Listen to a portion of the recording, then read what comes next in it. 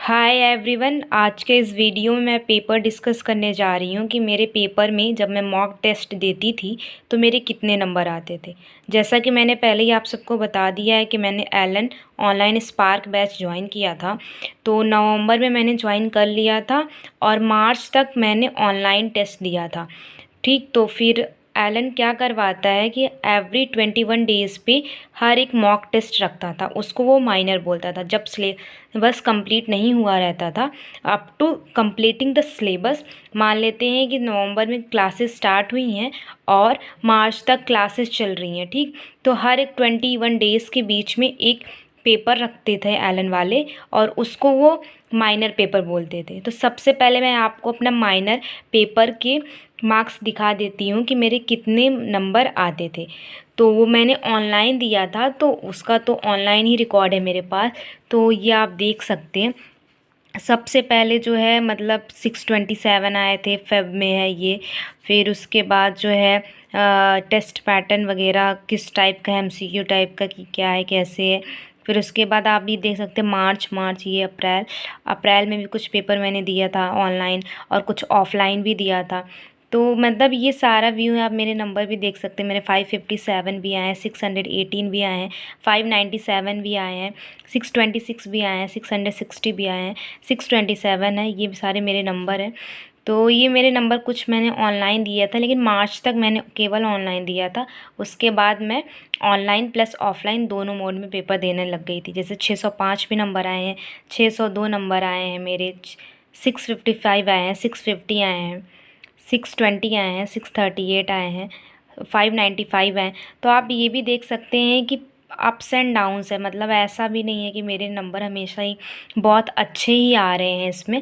जैसे कि अगर आज के टाइम पे देखा जाए तो 600 के अगर नीचे आ रहा है तो मोस्ट स्टेट में कॉलेज जो टॉप हैं वहाँ पे नहीं मिलेगा। जैसे राजस्थान, यूपी, बिहार और पंजाब, आई थिंक केरला और दिल्ली वगैरह। तो बहुत में 600 के नीचे भी आए हैं, 600 अबव भी हैं, 650 प्लस भी हैं, 625 हैं, 680 हैं। तो ऐसे जो है जो नंबर है मेरा काफ़ी वेरी किया है और फाइनल जाके नीट में मेरे जो है 634 नंबर बने। तो ये रहा मेरा मतलब कि ऑनलाइन जो मैं पेपर देती थी उसके मार्क्स हो गए। ठीक, तो अब मैं आपको मेज़र ऑफलाइन की बात बताने जा रही हूँ।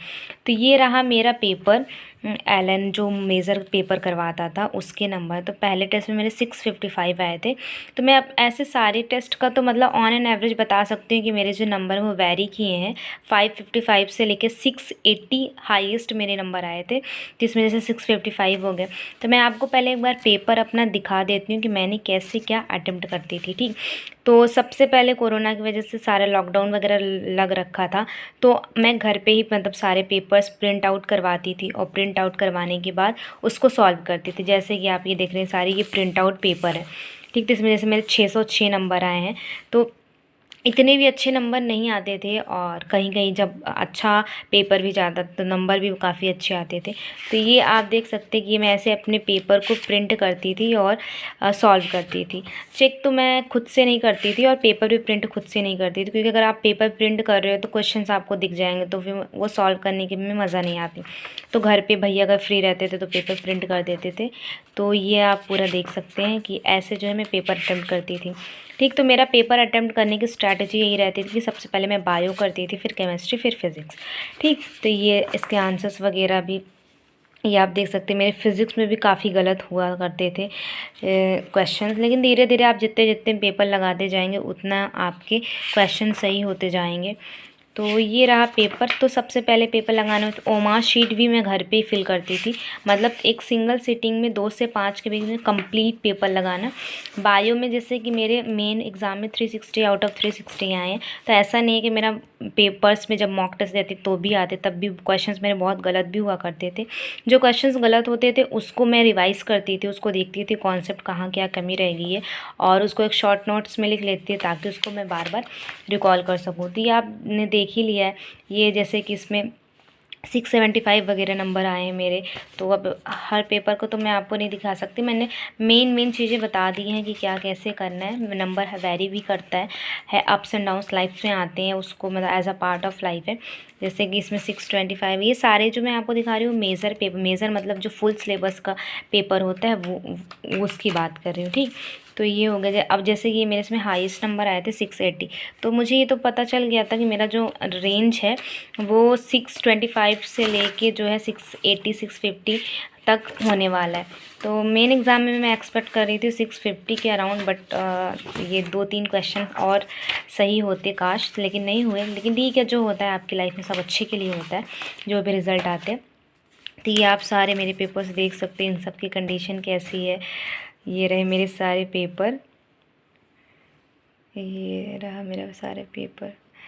तो ये मैंने सारे सॉल्व किए हैं पेपर, तो आप देख सकते हैं। नंबर वगैरह भी देख सकते हैं, नंबर भी कम भी आए 630, और माइनर वगैरह मतलब 555 के भी अराउंड आए। तो ये मेरे सारे पेपर वगैरह हो गए।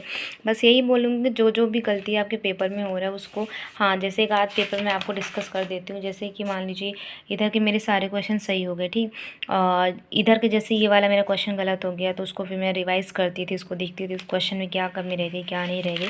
तो आपको सब कुछ अच्छे से चेक करना है। जो क्वेश्चंस गलत, जैसे कि ये सारे मेरे क्वेश्चंस गलत हो गए, उनको रिवाइज़ करना, उनके कॉन्सेप्ट फिर से देखना है हमको।